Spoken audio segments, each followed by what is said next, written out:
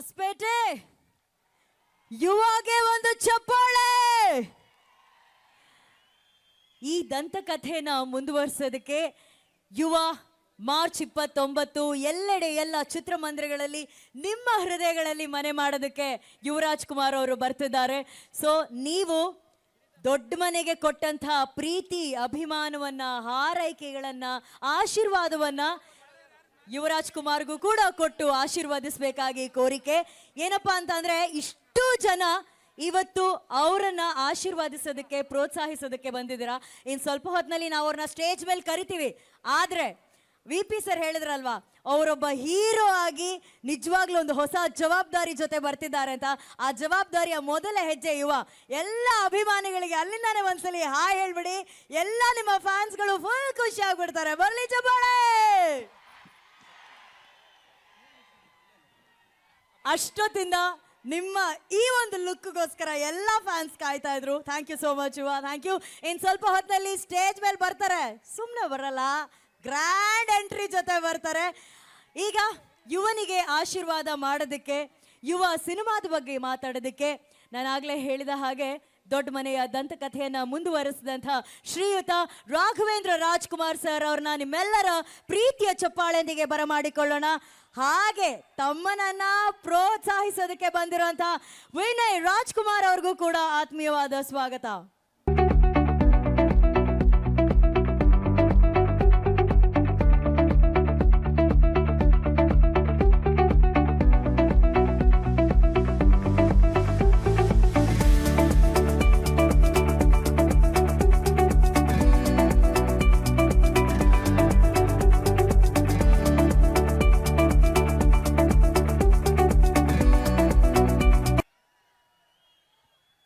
ಅಪ್ಪಾಜಿ ಹೇಳಮ್ಮ.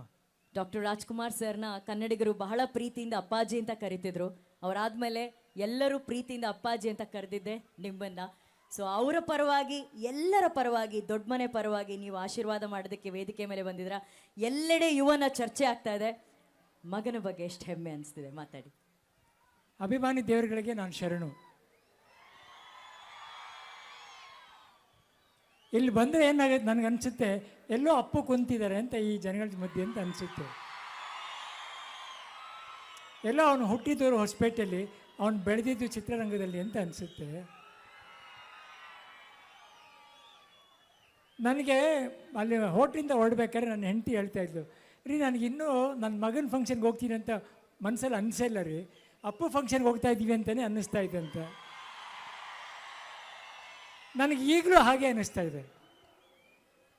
ಅವನು ಏನು ಮಾಡಿಬಿಟ್ಟು ಹೋಗಿದೆ ನೋಡಿ ಅಪ್ಪು. ಅವ್ರು ಹೋಗೋಕ್ಕೂ ಒಂದು ವಾರದ ಹಿಂದೆ ನನ್ನ ಹತ್ರ ಬಂದು, ರಗಡ ನಿಮಗೊಂದು ನೋವಿರುತ್ತೆ ಮುಂದೆ.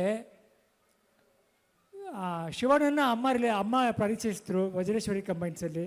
ನಿಮ್ಮನ್ನು ಮಾಡಿದ್ರು, ಅಪ್ಪುನ ಮಾಡಿದ್ರು, ಕೊನೆಯಲ್ಲಿ ವಿನಯ್ನೂ ಮಾಡಿದ್ರು.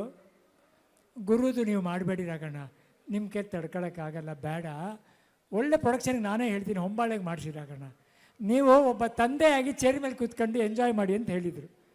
ನೀವು ಆ ಜವಾಬ್ದಾರಿ ತಗೋಬೇಡಿ ರಾಗಣ್ಣ, ನನಗೋಸ್ಕರ ಅಂತ ಹೇಳ್ಬಿಟ್ಟು ನೋಡಿ ಹೊಂಬಾಳೆಗೆ ಹೇಳ್ಬಿಟ್ಟು ಹೋಗಿದ್ದಾರೆ ಗುರು ಪಿಕ್ಚರ್ ಮಾಡಿ ಅಂತ. ಇವತ್ತು ಅವನು ನನ್ನ ಮಗನಾಗಿ ಪರಿಚಯಿಸ್ತಿಲ್ಲ, ನಾನು ಅಪ್ಪು ಮಗನಾಗಿ ಪರಿಚಯಿಸ್ತಾ ಇದ್ದೀನಿ ಅವನು. ನೀನು ಇರೋವರೆಗೂ ಮರಿಬೇಡ ಮಗನ ಅವ್ರನ್ನ. ಅಪ್ಪುನೇ ಪರಿಚಯಿಸ್ತಾರೆ ಇದು. ಆಮೇಲೆ ಅಪ್ಪು ಹೋದ್ಮೇಲೆ ಇದನ್ನು ಅಶ್ವಿನಿ ಮುಂದೆ ಹೊರಿಸ್ಕೊಂಡು ಹೋಗ್ತಾರೆ. ಅವ್ರು ಕರೆದ್ಬಿಟ್ಟು ಮಾತಾಡ್ತಾರೆ, ನನ್ನ ಮಗ ಅವನು ಮಾಡಿ ಅಂತ ಹೇಳ್ತಾರೆ. ಅವನ್ನೆಲ್ಲ ಹೋಗ್ಬೇಕಾದ್ರೆ ಒಬ್ಬ ತಂದೆ ಮಾಡೋ ಕರ್ತವ್ಯನ ಜವಾಬ್ದಾರಿನ ವಹಿಸ್ಕೊಂಡು ಹೋಗಿದ್ದಾನೆ ಅಂತ ನನಗನ್ಸುತ್ತೆ. ನೋಡಿ, ಸಿನಿಮಾ ಮಾಡೋಕ್ಕೆ ಇಬ್ಬರು ಬೇಕು, ತಂದೆ ತಾಯಿ. ತಂದೆ ಅಂದವನು ನಿರ್ಮಾಪಕ, ತಾಯಿ ಅನ್ನೋರು ನಿರ್ದೇಶಕ. ಹೊಂಬಾಳೆ ನೋಡಿ, ಅವರು ದೇವರಿಗೆ ಮುಡಿಸ್ತಾರೆ ಆ ಹೂನ. ಅಂಥವ್ರ ಹತ್ರ ನನ್ನ ಮಗನ್ನ ಅವ್ರ ಜವಾಬ್ದಾರಿ ಒಪ್ಕೊಂಡು ಒಳ್ಳೆ ಗೂಡಲ್ಲಿ ಗುಬ್ಬಚ್ಚಿ ಮರಿಗಳನ್ನ ಕಾಪಾಡುತ್ತಲ್ಲ, ಆ ಥರ ಕಾಪಾಡ್ಕೊಂಡು ಸಿನಿಮಾನ ಮಾಡಿದ್ದಾರೆ. ನನಗೆ ನಿಜವಾಗ್ಲೂ ಇವಾಗ ಕೂತ್ಕೊಂಡು ತುಂಬ ಎಂಜಾಯ್ ಮಾಡ್ತಿದ್ದೀನಿ.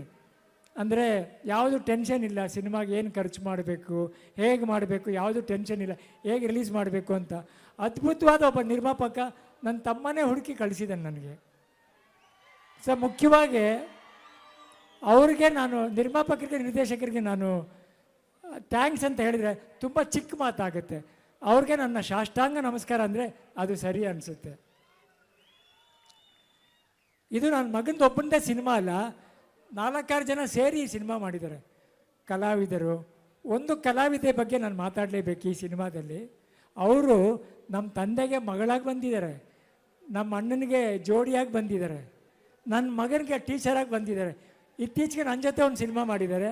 ಈಗ ನನ್ನ ಚಿಕ್ಕ ಮಗನಿಗೆ ತಾಯಿಯಾಗಿ ಬಂದಿದ್ದಾರೆ. ಸುಧಾರಾಣಿ ಅವರೇ ತುಂಬ ಥ್ಯಾಂಕ್ಸ್ ಅಮ್ಮ.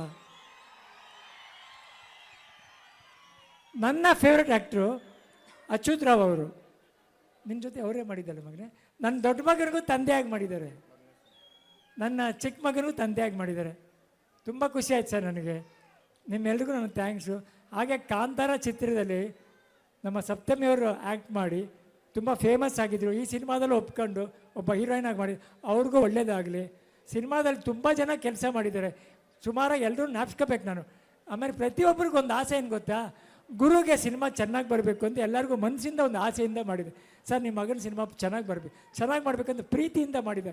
ಆ ಪ್ರೀತಿನೇ ಯುವ. ಎಲ್ಲರೂ ಕೇಳ್ತಾರೆ, ಸರ್ ನಿಮ್ಮ ಮಗ ನಿಮ್ಮ ತಮ್ಮನ ಜಾಗ ತೊಗೋತಾರಂತ. ಅದು ತಗೊಳ್ಳೋಕ್ಕೆ ಅದು ಮಾರ್ಕೆಟ್ಲಿ ಮಾರೋದಿಲ್ಲ ಕಣಯ್ಯ, ಅದನ್ನು ಪಡ್ಕೋಬೇಕು ಅಂತ. ಅದು ತಗೊಳಕ್ಕಾಗಲ್ಲಪ್ಪ, ಅದನ್ನು ಪಡ್ಕೋಬೇಕು, ಅದೆಲ್ಲೂ ಸಿಗಲ್ಲ. ಅವನ 46 ವರ್ಷದಲ್ಲಿ 45 ವರ್ಷ ಸಿನಿಮಾ ರಂಗಕ್ಕೆ ಜೀವಿಸಿದ್ದಾನೆ ಅವನು. ಸೊ ಇದು ಸಾಮಾನ್ಯ ಕೊಟ್ಟಿಲ್ಲ ಅವನಿಗೆ, ಅವನು ಪಡ್ಕೊಂಬಂದಿದ್ದಾನೆ, ಅದನ್ನ ತಗೊಂಬಂದಿಲ್ಲ. ಸೊ ಹಾಗೆ ನನ್ನ ಮಗನಿಗೆ ಏನು ಬೇಕಪ್ಪ ಅಂತ ನೀವೆಲ್ಲ ಕೇಳಿದರೆ, ನನ್ನ ಮಗನಿಗೆ ಸ್ಟಾರ್ಡಮ್ ಬೇಡ, ಒಳ್ಳೆ ಡ್ಯಾನ್ಸರ್ ಆಗಬೇಕು ಅನ್ನೋದು ಬೇಡ, ನನಗೆ ಒಬ್ಬ ಒಳ್ಳೆ ಫೈಟರ್ ಆಗಬೇಕು ಅನ್ನೋದು ಬೇಡ. ನನ್ನ ತಮ್ಮನಲ್ಲಿ ಕೆಲವು ಗುಣ ಇದೆ, ಎಷ್ಟೇ ಮೇಲೆ ಬಂದರೂ ತಗ್ಗಿ ಬಗ್ಗಿ ನಡಿಬೇಕು, ಸರಳತೆಯಿಂದ ಇರಬೇಕು, ಕೊನೆವರೆಗೂ ಅಭಿಮಾನಿಗಳನ್ನ ದೇವರಾಗಿ ನೋಡಬೇಕು, ನಾವು ಇರೋವರೆಗೂ ಸುತ್ತಮುತ್ತ ನಮ್ಮ ಜನಗಳನ್ನ ಬೆಳೆಸಬೇಕು ಅಂತ ಹೇಳ್ಬಿಟ್ಟು ಹೋಗಿದ್ದಾರೆ. ಆ ಗುಣಗಳು ಅವನಿಗೆ ಬಂದುಬಿಟ್ರೆ ನನಗೆ ಖುಷಿ ಆಗುತ್ತೆ, ಅಷ್ಟು ಸಾಕು ಅನಿಸುತ್ತೆ ನನಗೆ. ನನ್ನ ತಮ್ಮನಿಂದ ಬೇರೆ ಏನೂ ಬೇಡ ನನಗೆ, ಅದು ಬಂದುಬಿಟ್ರೆ ಮಿಕ್ಕಿದೆಲ್ಲ ಹಿಂದೆ ಬರುತ್ತೆ. ಮುಖ್ಯವಾಗಿ ಅಭಿಮಾನಿ ದೇವರುಗಳ ಆಶೀರ್ವಾದ ಬೇಕು. ನೀವು ತುಂಬ ಭಾರ ಅವನ ಮೇಲೆ ಹಾಕಬೇಡಿ, ಪ್ರೀತಿಯಿಂದ ಬನ್ನಿ, ಪ್ರೀತಿ ತೊಗೊಂಡು ಹೋಗಿ. ಸಂತೋಷ್ ಅವರು ಯಾವುದೇ ಸಿನಿಮಾದಲ್ಲಿ ಒಂದು ಸಂದೇಶ ಕೊಡ್ತಾರೆ, ಒಂದು ಕುಟುಂಬ ಅಂದರೆ ಏನು, ಒಂದು ಸ್ನೇಹ ಅಂದರೆ ಏನು, ಜವಾಬ್ದಾರಿ ಏನು ಅಂತ. ಈ ಸಿನಿಮಾದಲ್ಲಿ ಅದನ್ನು ಅವ್ರು ಬಿಟ್ಟಿಲ್ಲ, ನಿಮ್ಮೆಲ್ರಿಗೂ ಅರ್ಪಿಸಿದ್ದಾರೆ. ಇನ್ನು ಮುಂದೆ ನಿಮ್ಮದು, ನೀವು ಬೆಳೆಸ್ಕೊಂಡು ಹೋಗ್ಬೇಕು ಅಷ್ಟೇ ನಾನು ಕೇಳೋದು. ಅವನ್ನ ತಿದ್ದಿ ಅವನ್ನ ತಪ್ಪು ಮಾಡಿದ್ರೆ ಹೇಳಿ ತಿದ್ದಿ ಬೆಳೆಸಿ ಅವನ್ನ. ಅವನು ನನ್ನ ಮಗ ಅಲ್ಲ, ನನ್ನ ತಮ್ಮನ ಮಗ ಅಂತ ಹೇಳಕ್ಕೆ ತುಂಬ ಇಷ್ಟ ಆಗುತ್ತೆ ನನಗೆ. ಚೆನ್ನಾಗಿರೋ ಮಗನೇ, ಯಾವ ಭಾರನೂ ತಲೆ ಮೇಲೆ ಹಾಕೋಬೇಡ, ಮುಂದೆ ಹೋಗ್ತಾ ಇರು. ಒಳ್ಳೆ ಪ್ರೊಡಕ್ಷನ್ ಸಿಕ್ಕಿದೆ, ಪಕ್ಕದಲ್ಲಿ ನಿಮ್ಮ ಅಮ್ಮ ಇದ್ದಾಳೆ, ಅಶ್ವಿನಿ ಇದ್ದಾಳೆ, ಜಾಲಿಯಾಗಿ ಹೋಗ್ತಾ ಇರು ಮಗನೇ, ಜಾಲಿಯಾಗಿ ಮಾಡು ಮಗನೇ. ಎಲ್ಲೇ ಹೋದರೂ ಕಲಿಯೋದನ್ನ ಬಿಡಬೇಡಕ್ಕಂತ. ಕಲಿಯುಗ ಇರೋವರೆಗೂ ಕಲಿಕೆ ಇದ್ದೇ ಇರುತ್ತೆ, ಕಲಿತಾ ಇರು ಮಗನೇ, ಚೆನ್ನಾಗಿ ಬೆಳಿ ಮಗನೇ, ದೇವರು ಒಳ್ಳೇದು ಮಾಡು.